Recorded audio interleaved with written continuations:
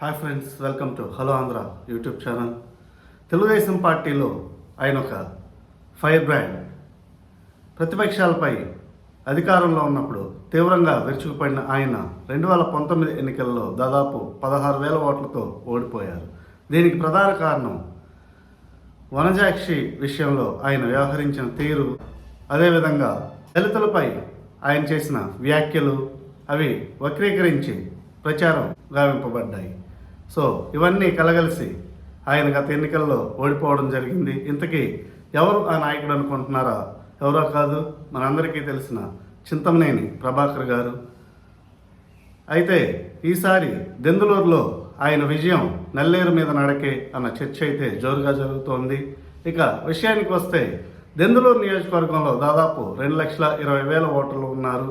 ఏలూరు మండలంలోని కొంత భాగం, పెదవేగి, పెదపాడు, దెందులూరు 3 మండలాలతో కలిపి ఈ నియోజకవర్గం ఏర్పాటు చేయడం జరిగింది.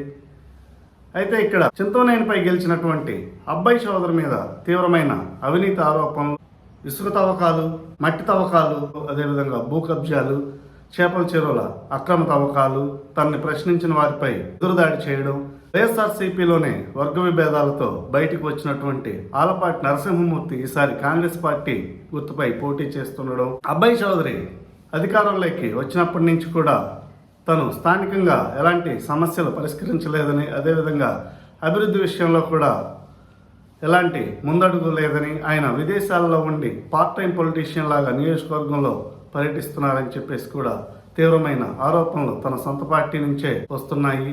సో ఇవన్నీ కలగలిసి ఈసారి చింతమనేని విజయం అనేది నల్లేరు మీద నడకే అన్న చర్చ అయితే జోరుగా జరుగుతుంది. ఈ విషయంలో మీ అభిప్రాయాల్ని కామెంట్స్ రూపంలో తెలియచేయండి.